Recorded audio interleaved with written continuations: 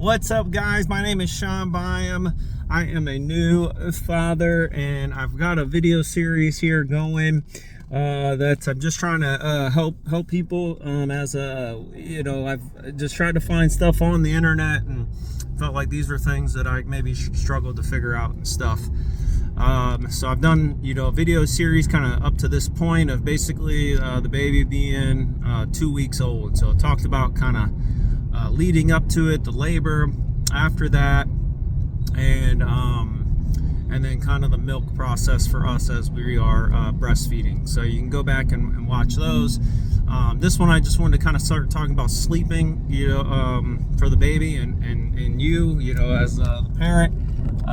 So this one kind of, goes over more of a broader time, but the whole you're not going to get a whole lot of sleep, and yeah, I would say that's accurate. I hate to be doom and gloom. You might defy the odds. I have heard people say their, little one slept through the night really fast. I would say we still have been pretty lucky, but I would say the first 2 months were rough, personally.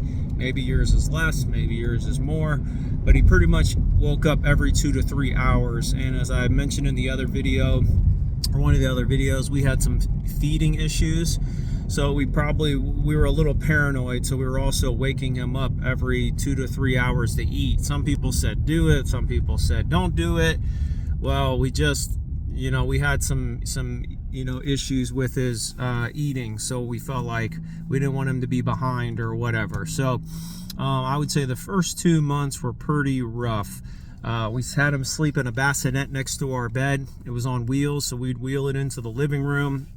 We have a single level ranch, so that was really convenient. Candidly, I don't even really understand the difference between a bassinet and a crib.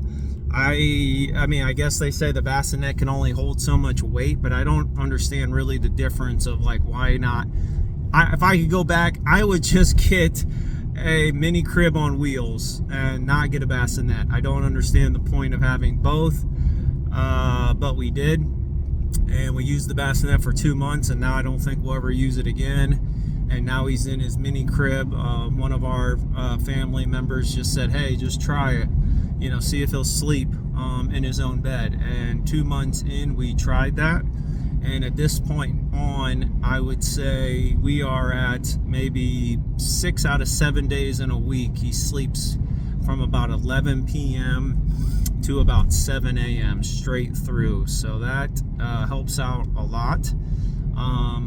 Once again, trying to be candid and stuff with you guys to try to help. Sleeping during the day is not as great. We both work from home, and he basically, if we put him in his crib, or anywhere we put him, more or less, he only sleeps about 20 to 30 minutes, and then he's fired up and ready to go. Little man's got some FOMO for sure. The only way he sleeps at this point during the daytime is if he is in our lap, in our hands. So that makes things pretty difficult to try to get stuff done, and your biceps get tired. So I do not have advice at this point for sleeping during the day. If you have a secret sauce, feel free.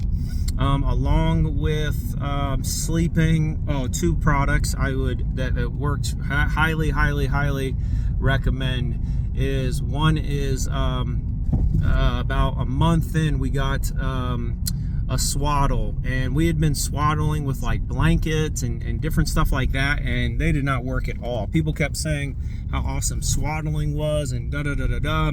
He would just bust out of it, and it was useless. We got fortunate to have a cousin get us a swaddle that I think swaddle, sleep sack, it zips up, and I'll put a link in the video, and it zips up, and then you put their hands in. It kind of look like a goalpost. His hands are up, and then there's also this thing that goes around. It's kind of like belly. I think it's to help prevent him from rolling over, but that was a game changer for sleeping at night. It still doesn't help for sleeping during the day, but at night he is out. And once again, whatever you guys believe or do, But another thing that is a pacifier. We started off not using a pacifier because some people said do, some people said don't. You know, there's just so many different opinions. But he was already like in his ultrasounds, you know, sucking on his hand. Literally, we could see him doing it. To me, in my head, I'm like, I'd rather have him sucking on this pacifier than, you know, on his hands. His hands, you know, it's the wintertime in the Midwest. So like, you know, he gets up and his hands are all like, you know, drenched from slobber and they're cold because he's been sucking on them. So the pacifier, highly recommend. I'll put a link of the ones that we got. The sleep sack. Get a mini, you know, I would just say get a mini crib on wheels and skip the other thing. And as fast as possible, try putting him in your bed, you know, in his own bed at night and see what happens. We didn't end up using the cameras either, just because how our house is set up. His room's right next to us, so he's loud enough, like we can hear him. Like with the camera, it was just like every time he moved, it was so loud it would wake my wife up. So we didn't use it, but obviously varying on your house and how it's all set up, I do think that could be useful. So yes on the Swaddle sleep sack, yes on a pacifier. We don't use the camera. And the